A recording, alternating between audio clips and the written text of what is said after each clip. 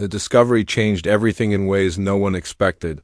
Deep space sensors had detected the radio signals 3 months ago, crackling transmissions from a small planet orbiting an unremarkable yellow star. The signals carried music, voices, and something the Galactic Council had never encountered before: chaos. Dr. Revel adjusted his telepathic amplifiers as he studied the data streams flooding his laboratory. The Alton scientist had spent decades analyzing new species for potential council membership. Most civilizations followed predictable patterns. They developed telepathy or biotechnology or mining expertise, then built orderly societies around their strengths. These humans were different. Their transmissions showed hundreds of languages, conflicting governments, and technologies that seemed to advance through pure stubbornness rather than systematic planning. "Fascinating," he murmured, his 4 eyes scanning the cultural analysis reports. The humans had achieved spaceflight without unified leadership, developed nuclear weapons before clean energy, and somehow maintained thousands of distinct belief systems on a single world. By every logical measure, they should have destroyed themselves centuries ago. High Administrator Voarn materialized in the laboratory through the transport beam, his crystalline form refracting the chamber's blue light. The ancient being had ruled the council for 2 millennia, maintaining perfect order across 400 star systems. His presence always made the air itself seem more structured. "Your report troubles me, Dr. Revel," Voarn said, his voice carrying the weight of absolute authority. "These humans display dangerous unpredictability. They wage wars while simultaneously creating art. They argue constantly yet achieve remarkable technological progress. How can we integrate such chaos into our ordered civilization?" Revel pulled up a holographic display showing human population centers. Unlike other species, humans had not built their cities in neat geometric patterns. Their settlements sprawled organically, following rivers and mountains rather than mathematical principles. "Perhaps that is precisely what we need." Administrator: "The Council has maintained stability for millennia, but have we grown stagnant? When did we last encounter genuinely new ideas?" The question hung in the air like a challenge. The Council's other members had each brought unique gifts to galactic civilization. The Corex had perfected biological engineering, creating living ships and organic computers. The Thrain had mastered resource extraction, their massive mining operations feeding the industrial needs of hundreds of worlds. The Altons provided telepathic communication networks that connected every council world. Each species had found their niche and settled into it permanently. "Order prevents chaos," Voarn replied, but his tone carried a note of uncertainty. "We have achieved something unprecedented, a galaxy without war, without want, without the destructive competition that marks primitive civilizations. Why risk that stability for the unknown?" Revel studied the human transmissions again. Their entertainment broadcasts showed stories of individuals challenging authority, questioning established systems, and somehow finding strength in their diversity. Because unknown does not mean dangerous, Administrator. Consider their technological development. They achieved spaceflight through competition between nations, not cooperation. They solved problems by arguing about solutions until they found better ones. They even improved their societies by allowing dissent. The concept was alien to Council. Thinking the Thrain had eliminated dissent through genetic modification. The Corex had achieved harmony through biological imperatives. The Altons had simply shared thoughts until individual opinions merged into collective wisdom. But humans seemed to thrive on disagreement. 3 days later, the full council convened in the great crystalline chamber at the galaxy's heart. Representatives from 13 species occupied their traditional positions, each group clustering according to their biological and cultural nature. The Yenti sat in their designated corner, silent as always, their gray forms perfectly still. The Deltans occupied the lower tier, their muscular frames suited to their role as the Council's labor force. The Nexari huddled together, their insectoid forms clicking softly as they processed information for their Corex supervisors. "We have discovered a new spacefaring species," Voarn announced to the assembly. The question before us is simple. Do we extend an invitation to join our civilization, or do we classify them as unsuitable for membership? The debate that followed was unlike any in Council history. Traditionally, new species underwent decades of observation and gradual integration. They were studied, categorized, and assigned roles based on their natural abilities. The process was orderly, predictable, and safe. These humans defy classification, reported Commander Nexus, the Corex. Military liaison? They have no dominant biological trait, no unified culture, no clear hierarchical structure. They appear to make decisions through argument rather than logic. How can we integrate beings who cannot agree among themselves? Dr. Revel rose to address the assembly.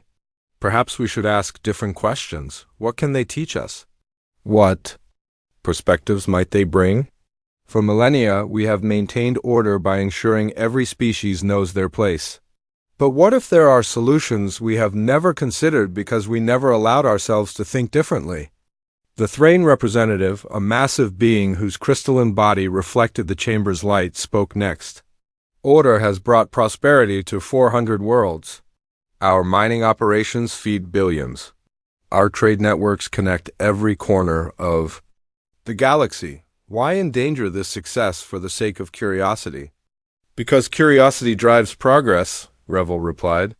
When did we last make a significant discovery? When did we last solve a problem in a new way? We have achieved stability, but have we achieved stagnation? The debate continued for hours. The Oltons worried about integrating non-telepathic beings into their communication networks. The Corex questioned how to manage beings who seem to reject biological enhancement.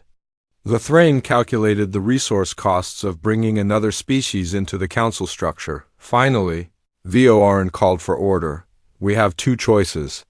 We can observe these humans from a distance, classifying them as an interesting but unsuitable species. Or we can extend an unprecedented invitation, immediate council membership with full voting rights. The chamber fell silent. Never before had a species been offered immediate membership. The integration process typically took centuries, allowing new members to gradually adapt to council ways. But humans had achieved spaceflight independently, a rare accomplishment that suggested they might skip traditional development stages. I propose we invite them, Vorn said finally.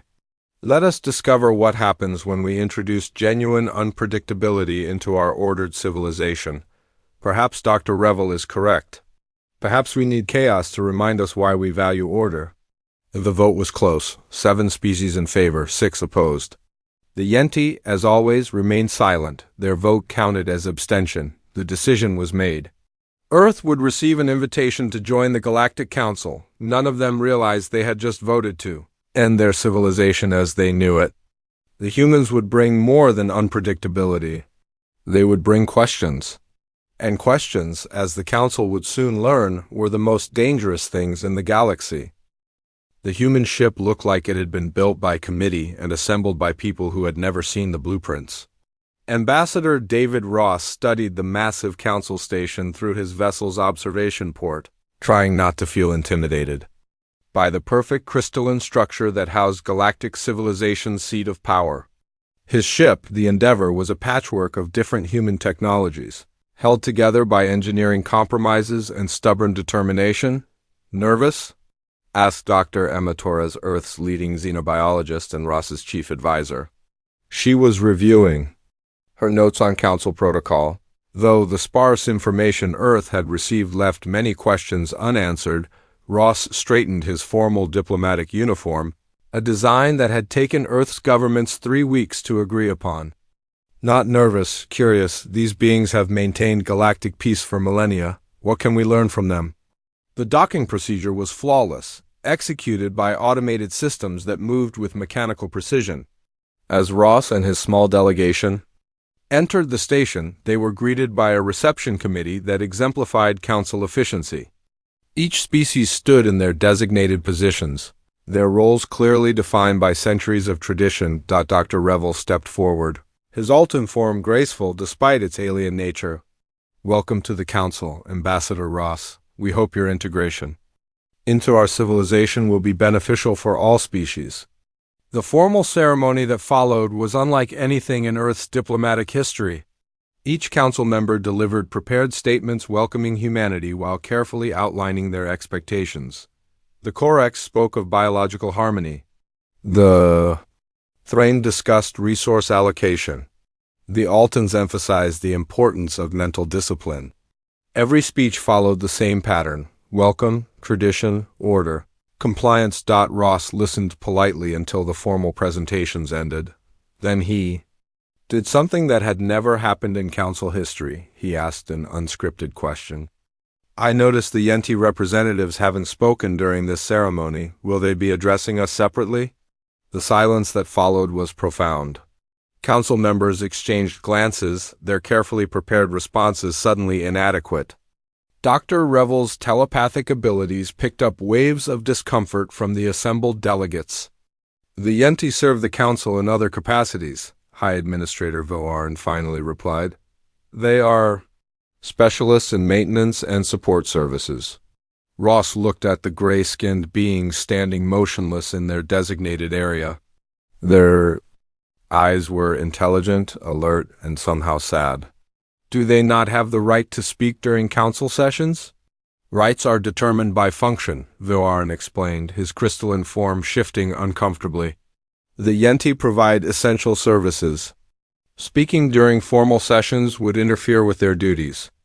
Dr. Torres made a note in her tablet. How long have they been restricted to non-speaking roles? Restricted is an inappropriate term, Commander Nexus interjected. The Yenti chose their current function after their homeworld experienced environmental collapse. We provided them with new purpose. When did this collapse occur? Ross asked. Another uncomfortable silence. Dr. Revel consulted his records. Approximately 200 years ago. The Yenti were relocated to council facilities where they could contribute to galactic civilization. That evening, Ross and his delegation met privately in their assigned quarters. The rooms were comfortable but sterile, designed for efficiency rather than comfort.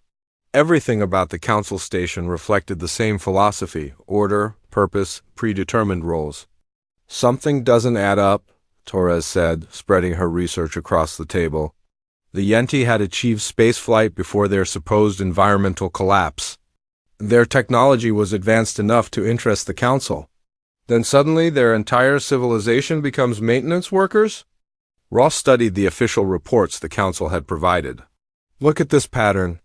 The Deltans were originally explorers and scientists. Now they're classified as manual laborers. The Nexari were inventors and engineers. Now they're listed as technical support for the Corex.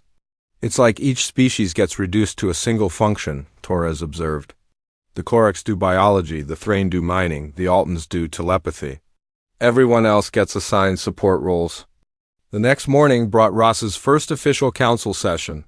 The chamber was impressive, its crystalline walls amplifying both light and sound. Representatives sat in their traditional positions, the hierarchy visible in the physical arrangement. The Corex and Thrain occupied the upper tiers. The Altans sat at the central control positions. The Deltans and Nexari filled the lower sections. The Yenti stood silently along the walls. The session began with routine reports, mining quotas from Thrain operations, biological modification programs from Corex laboratories, communication network maintenance from Altan technicians. Each presentation was detailed, efficient, and completely unchallenged. Then High Administrator Voarn called for new business. Ambassador Ross, as our newest member, perhaps you would like to address the council? Ross stood, feeling the weight of hundreds of alien eyes upon him. Thank you, Administrator. I have several questions about council operations. The word questions seemed to ripple through the chamber like a physical force.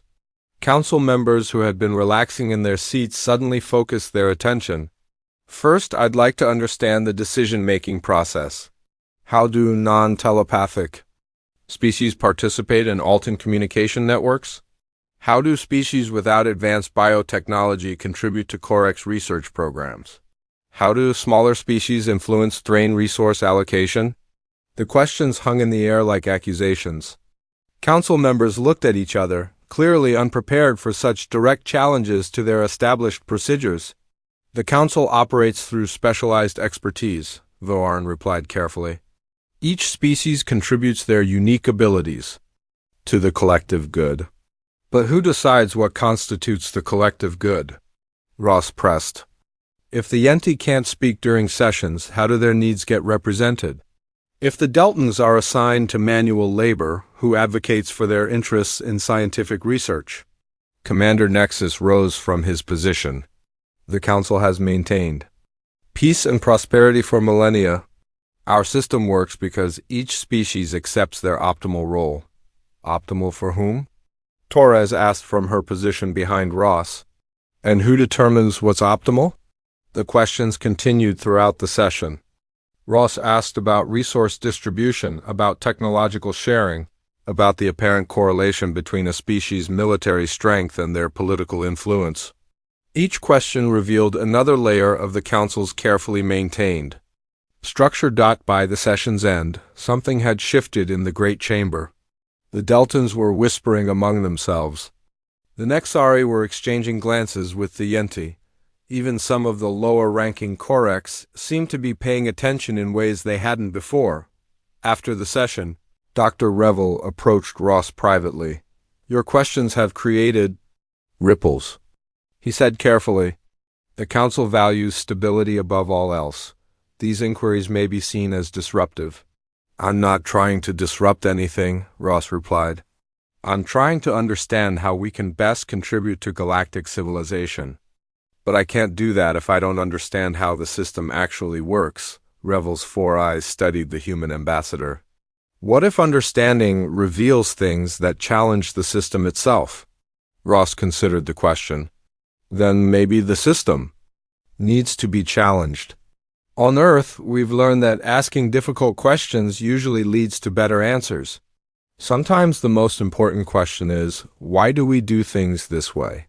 That night, for the first time in 2 centuries, a Yenti approached Ross's quarters.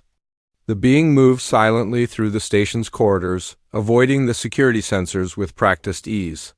When the door chimed, Ross found himself facing one of the Council's invisible servants. Ambassador, the Yenti said, his voice rusty from disuse, we need to talk. There are things about the Council you need to know, things they will never tell you.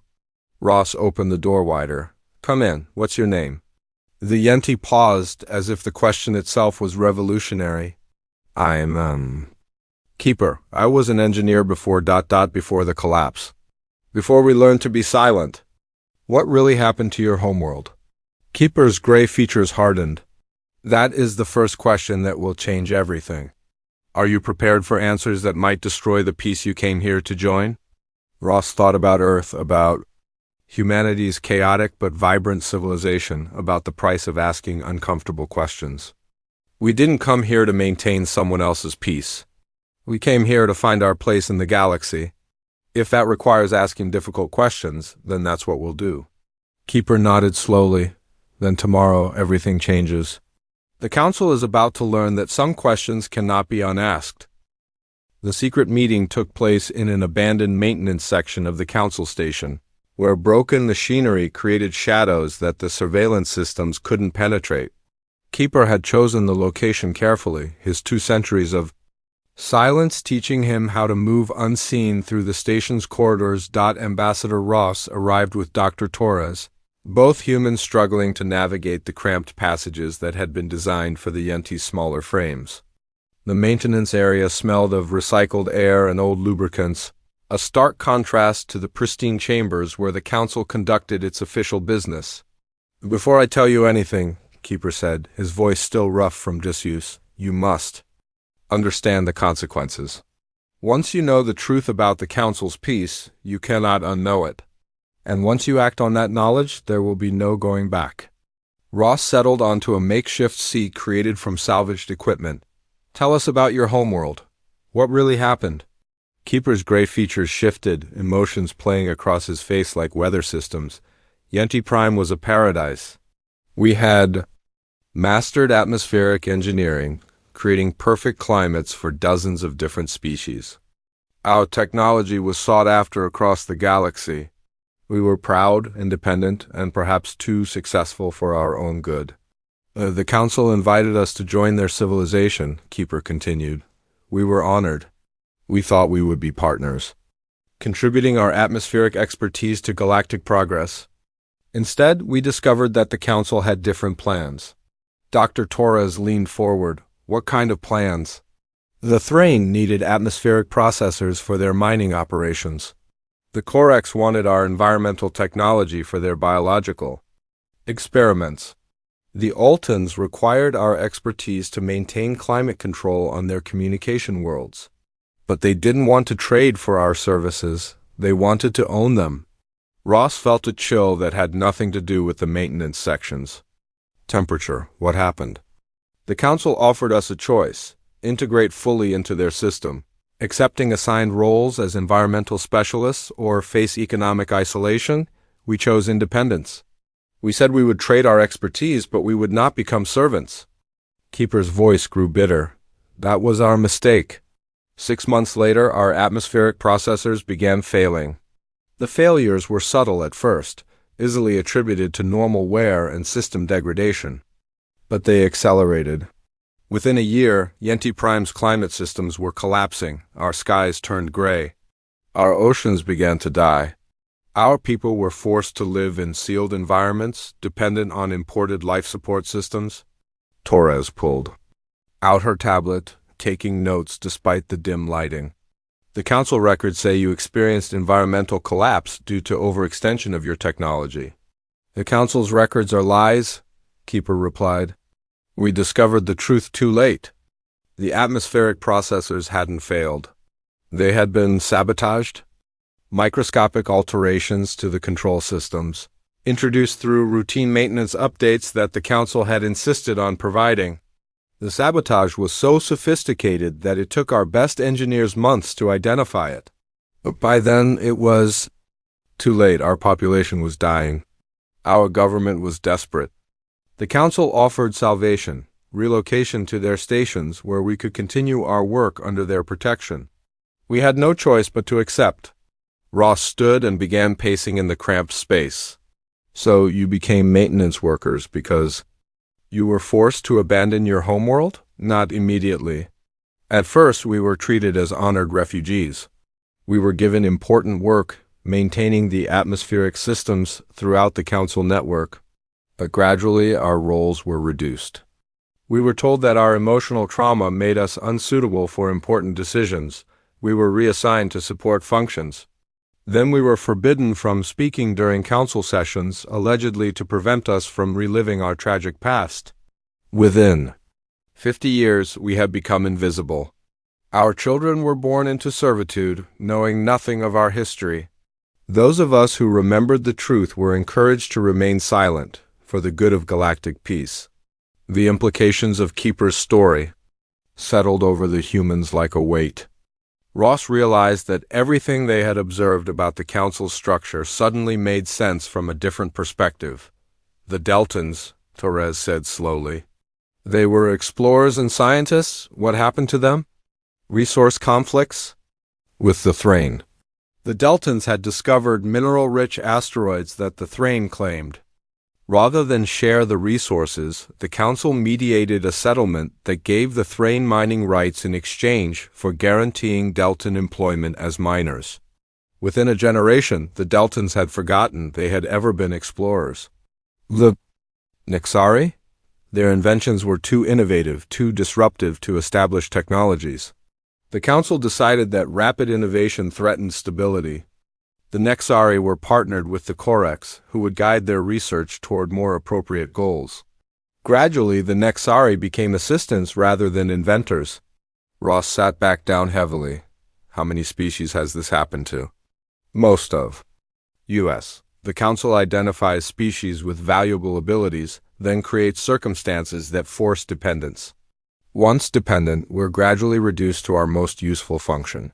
The Corex, Thrain, and Altans remain powerful because they were the original founders. Everyone else becomes a specialized tool. But why doesn't anyone resist? Keeper's expression was grim. Because the process takes generations. Because the Council is genuinely better than chaos and war. Because most species convince themselves that their assigned roles are actually their natural destiny. And because anyone who speaks against the system is quietly reassigned to positions where they cannot influence others. Dr. Torres looked up from her notes. What about us? What's their plan for humanity? Unknown, but I can guess. Humans are too diverse, too unpredictable to fit into a single category. They will probably try to separate you by function. Some humans will become diplomats, others will become soldiers, others will become scientists. Within a few generations, you'll have distinct human castes, each convinced that their specialization is their natural role. Ross thought about Earth's chaotic diversity, about the constant arguments and competition that had driven human progress. That would destroy everything that makes us human. Yes, and once you're reduced to specialized functions, you'll be just another tool in the Council's perfect system. The meeting continued for hours, Keeper sharing details about the Council's methods and the gradual process by which independent species were transformed into dependent servants. By the time they separated, Ross had made a decision that would reshape galactic civilization. The next morning, Ross did something unprecedented. He called an open forum. Using the Council's own communication systems, he invited representatives from all species to attend a discussion about improving galactic governance. The invitation was carefully worded to avoid seeming confrontational, but its implications were revolutionary. The forum was held in a secondary chamber, away from the formal council setting. Ross had hoped for a few dozen attendees. Instead, hundreds of beings filled the space, representing species that had been silent for decades. I want to start with a simple question, Ross announced. How many of you feel that your species' current role in the Council reflects your people's full potential? The response was immediate and overwhelming. Hands, claws, tentacles, and other appendages rose throughout the chamber. The Deltans, who had once explored the galaxy. The Nexari, who had once invented breakthrough technologies. The Yenti, who had once terraformed worlds. Dozens of other species whose histories had been forgotten or rewritten. Then let's talk about what we can do about it, Ross said. What followed was unlike any discussion in Council history. Species began sharing their stories, their frustrations, their suppressed dreams. The Deltans spoke of star maps they had drawn but were never allowed to follow. The Nexari described inventions they had created but were forbidden to develop. The Yenti told of worlds they could heal if given the chance. High Administrator Vio Aran arrived with a security detail halfway through the forum. This gathering is unauthorized, he announced. Return to your assigned duties immediately. For the first time in generations, the assembled beings refused to obey. The Deltans remained seated. The Nexari continued their discussions. The Yenti stood their ground. We are not breaking any laws, Ross replied calmly. We are simply talking about how to improve the Council's effectiveness. You are inciting disorder, Voarn countered. The Council maintains peace through established procedures. These discussions threaten that stability. Whose stability? Asked a Deltan representative, her voice carrying across the chamber. And at what cost? The question hung in the air like a challenge. Around the chamber, beings who had been silent for decades began to speak. They demanded answers about resource allocation, about technological suppression, about the gradual erosion of their species. Independence? Voron's crystalline form flickered with agitation. You do not understand the consequences of chaos. Order prevents war. Specialization prevents conflict. The system works because everyone knows their place. But what if our place was decided for us? Ross asked. What if the peace you've created is built on the systematic oppression of every species except the original three? The forum continued despite Voron's protests. By its end, something fundamental had changed in the Council's carefully maintained structure. The oppressed species had discovered they were not alone. They had found their voices again. And they had learned that questions were not treason. That night, as Ross reviewed the day's events, he realized that humanity had accomplished something. Unprecedented. They had started a revolution simply by asking why things were the way they were. The Council's perfect order was beginning to crack, and through those cracks the light of change was starting to shine. The rebellion began with a simple act of defiance. 3 days after the open forum, a group of Delton workers in the mining sector of Level 7 refused to report for their assigned shifts. Instead, they gathered in the station's central plaza, displaying star charts they had secretly created during their off-duty hours. "We remember," announced Kira, a Delton who had been classified as a manual laborer for 30 years. "We remember. When our people mapped the Outer Rim, when we discovered new worlds, when we chose our own destiny." The crowd that gathered was unlike anything the Council station had ever seen. Yenti maintenance workers emerged from the shadows they had inhabited for 2 centuries. Nexari technical assistants abandoned their Corex supervisors. Representatives from dozens of species that had been relegated to support roles stood together. In open rebellion, Ambassador Ross watched from the human quarters. Feeling the weight of unintended consequences, Dr. Torres stood beside him, monitoring the station's communication networks as reports flooded in from across the galaxy. "Similar gatherings are occurring on 17 Council worlds," she reported. "The Deltons on Mining Station Gamma have seized control of their atmospheric processors. The Nexari on Research Platform Beta are refusing to hand over their latest innovations to their Corex supervisors, and the Yenti—" She paused, amazement in her voice. "The Yenti are talking. All of them. After 2 centuries of silence, they're all talking." Ross felt a mixture of pride and terror. "We never intended to start a revolution. We just wanted to understand how the system worked." "Maybe understanding was the revolution," Torres replied. "Maybe that's what makes humans dangerous. We can't help but ask questions, even when the answers change everything." The Council's response was swift and predictable. High Administrator Vorn declared a state of emergency, activating security protocols that had not been used in centuries. The station's internal communication systems were restricted. Movement between levels was controlled. The rebellious species were ordered to return to their assigned duties or face consequences. The consequences came in the form of the enforcement fleet, a massive armada that had been created to maintain order during the Council's early expansion.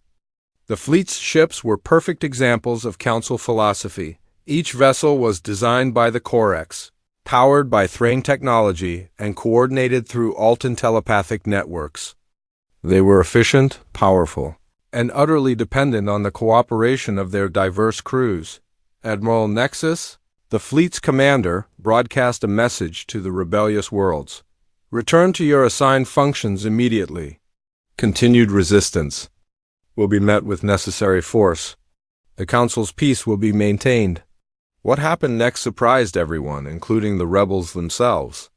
The enforcement fleet's own crews began to mutiny. Delta navigators refused to plot courses to rebellious worlds. Nexari engineers sabotaged the ship's weapons systems. Yenti maintenance workers shut down crucial life support systems. Even some of the Corex and Thrain crew members began to question their orders. Commander Val, a Corex officer who had served in the fleet for 20 years, found himself confronting Admiral Nexus on the bridge of the flagship Dominion. "Sir, I cannot in good conscience fire upon civilian populations for the crime of asking questions." "You will follow orders," Nexus replied, his insectoid form rigid with authority. "The Council's stability depends on maintaining proper hierarchy. But what if the hierarchy is wrong?" Vel asked.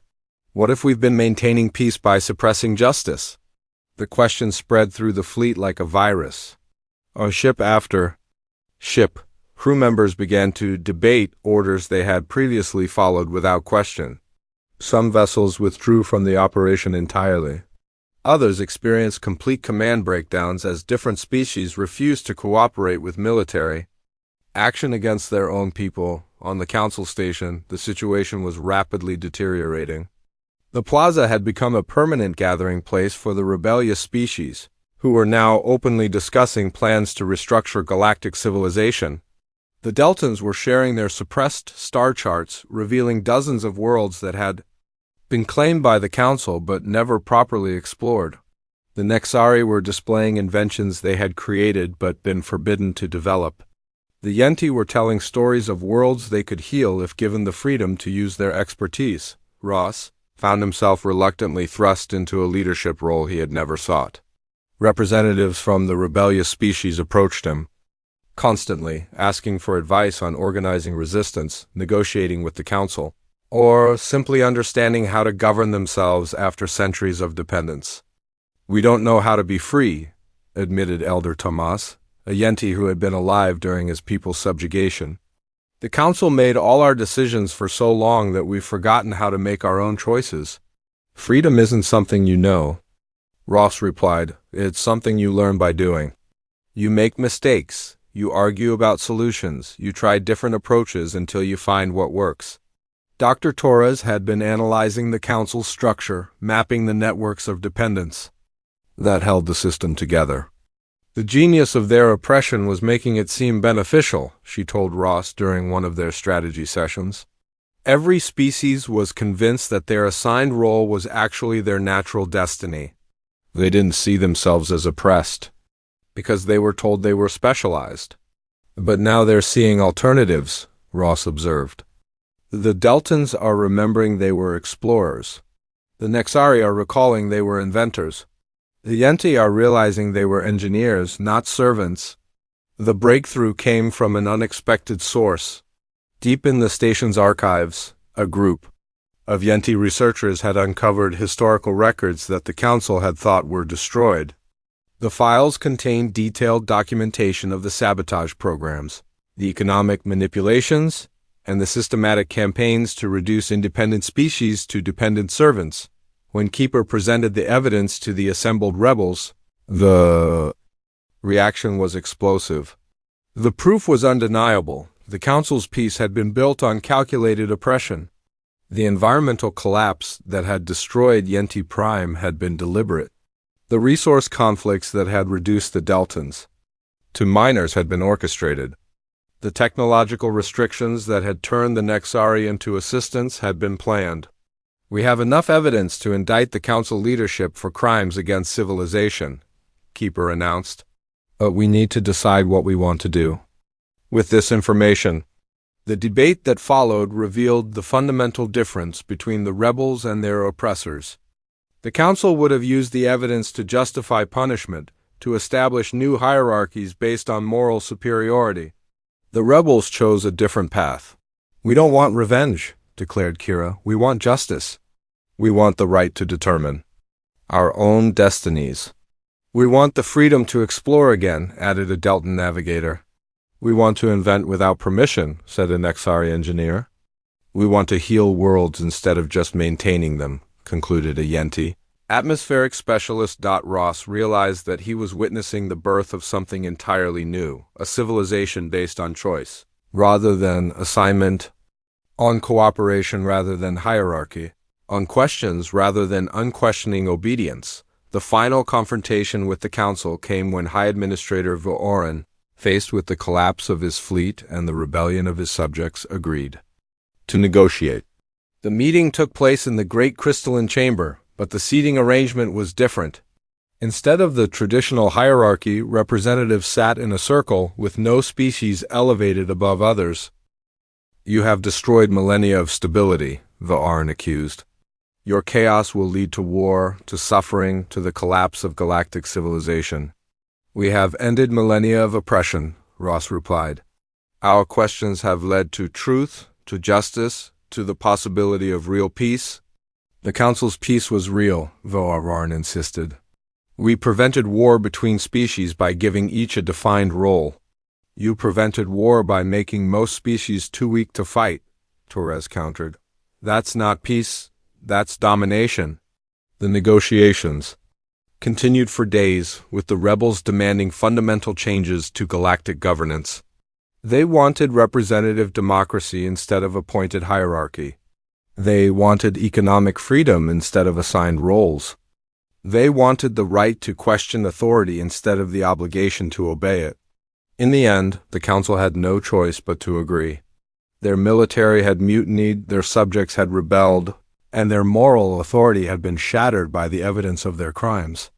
The old order was dying, and from its ashes something new was being born.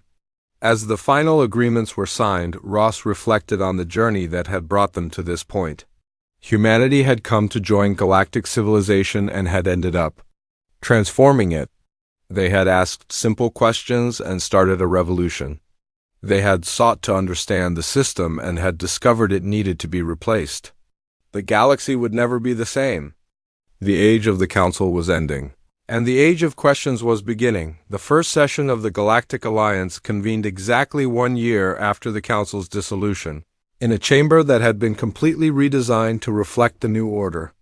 Gone were the hierarchical tiers that had separated species by perceived importance. In their place stood a circular assembly where every representative had an equal voice, an equal vote, and an equal stake in galactic civilization's future. Ambassador Ross stood at the podium, no longer the confused outsider who had stumbled into galactic politics with uncomfortable questions. The past year had transformed him into something he had never expected to become, the architect of a new form of interstellar governance. The weight of responsibility sat heavily on his shoulders as he surveyed the assembled delegates. 1 year ago, we asked a simple question, he began, his voice carrying to every corner of the circular chamber. We asked why the Yenti representatives never spoke during council sessions. That question led to other questions, and those questions led to answers that changed everything we thought we knew about galactic civilization. In the audience, Keeper sat among the Yenti delegation, his gray features no longer marked by the resigned silence of servitude. Beside him, Kira represented the Deltan Explorers Union, an organization that had been reformed to pursue their species-suppressed calling among the stars. The Nexari delegation displayed devices they had invented during their year of freedom, technologies that surpassed anything the Council had permitted them to develop. Today we established something unprecedented, Ross continued. A galactic government based not on the dominance of the strong over the weak, but on the cooperation of equals. Not on the assignment of roles by authority, but on the choice of purpose by each species. Not on the silence of compliance, but on the strength of questions. The transformation had not been peaceful. When the Council's authority collapsed, several species had attempted to recreate the old hierarchies with themselves at the top. The Thrain had declared independence for their mining worlds, claiming that their resource extraction gave them the right to govern themselves without interference. Some Corex factions had attempted to establish biological castes, arguing that genetic superiority justified political dominance. A few Altan telepaths had tried to create mind-controlled, puppet governments on worlds they considered strategically important. Each attempt at renewed oppression had been met with resistance from the species that had learned to question authority. The Deltans had organized exploration missions to find alternative resources, breaking the Thrain monopoly on mineral extraction. The Nexari had developed technologies that made Corex biological enhancements obsolete. The Yenti had created communication networks that bypassed Altan telepathic control. Dr. Torres, now serving as the Alliance's Director of Transitional Justice, had spent the year documenting the full extent of the Council's crimes. Her research had uncovered systematic oppression spanning centuries, affecting dozens of species across hundreds of worlds. But more importantly, her work had established principles for preventing such abuses in the future. The right to self-determination is not negotiable, she had written in the Alliance Charter.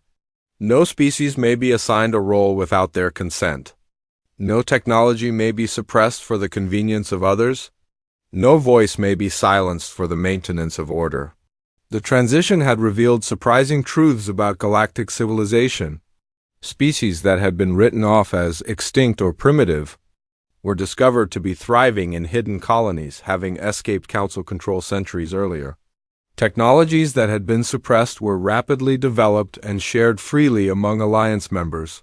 Trade networks emerged based on mutual benefit rather than enforced hierarchy, but the most significant discovery was psychological.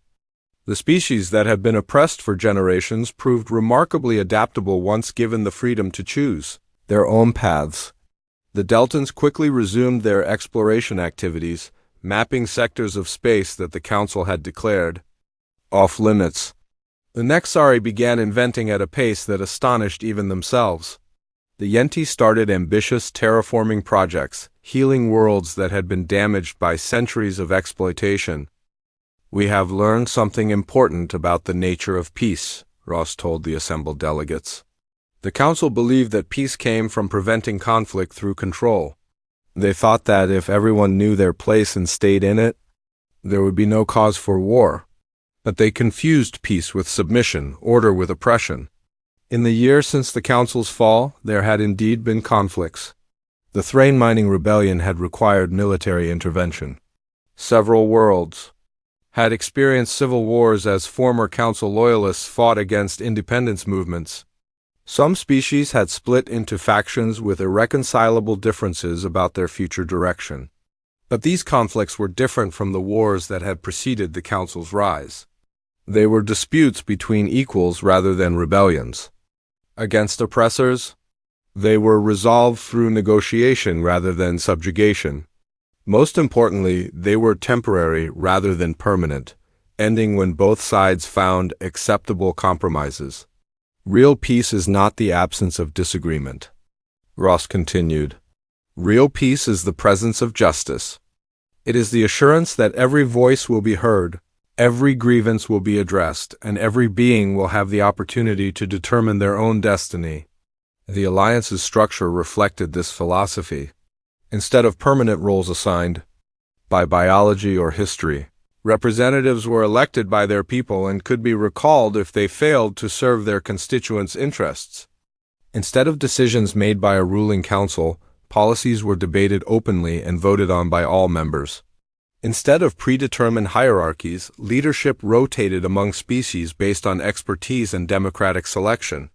Former High Administrator Viorarn sat in the designated section for Council war crimes defendants, awaiting trial for his role in the systematic oppression of dozens of species. His crystalline form had lost much of its imposing presence, dimmed by the weight of evidence against him. During the preliminary hearings, he had maintained that his actions were necessary for galactic stability. "You cannot govern through chaos," he had argued. "Species require guidance, structure, purpose. Without the Council's order, the galaxy will descend into anarchy." But the past year had proven him wrong. The galaxy had not descended into anarchy. Instead, it had erupted into creativity, innovation, and cooperation that surpassed anything achieved under Council rule. The Deltans had discovered 17 new worlds suitable for colonization. The Nexari had invented faster-than-light communication that didn't require telepathic networks.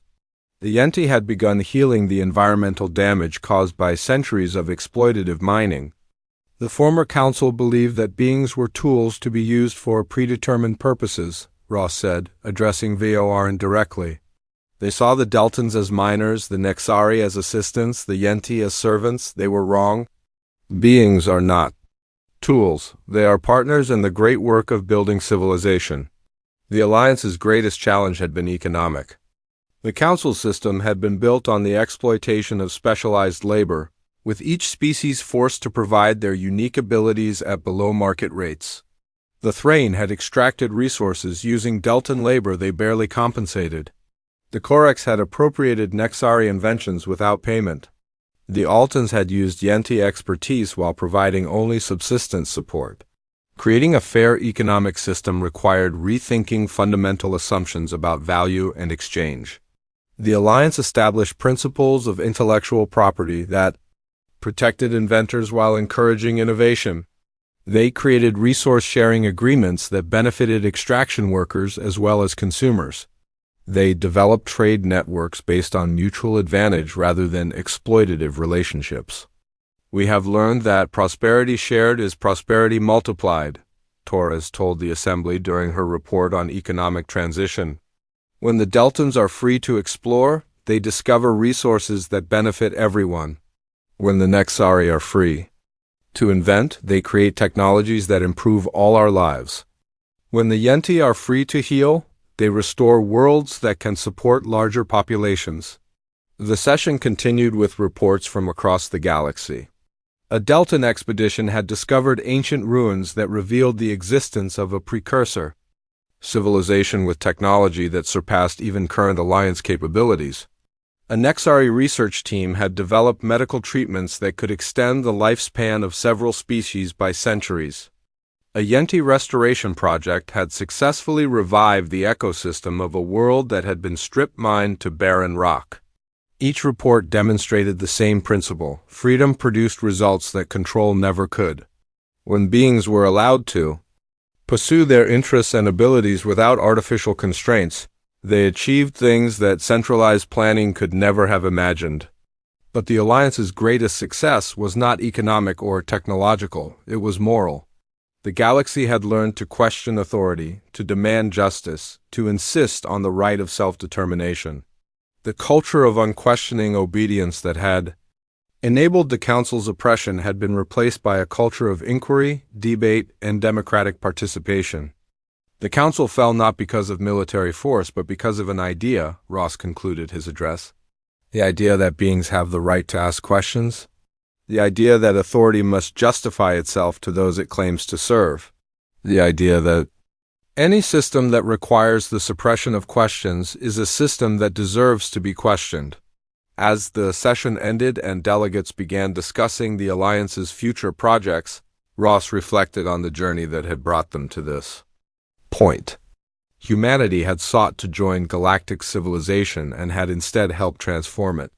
They had brought their most dangerous export, the willingness to ask uncomfortable questions. And those questions had proven more powerful than any weapon, more transformative than any technology. The galaxy would never again mistake submission for peace, control for order, or oppression for stability. The age of questions had begun, and with it the possibility of a truly just and free galactic civilization. The Council's undoing had been complete, but from its ashes had risen something better, a society built on the revolutionary principle that every being had the right to determine their own destiny. As Ross left the chamber, he carried with him the knowledge that humanity's greatest contribution to galactic civilization had not been their technology or their diplomacy, it had been their refusal to accept that suffering was necessary for order. They had asked why, and in asking why, they had changed everything.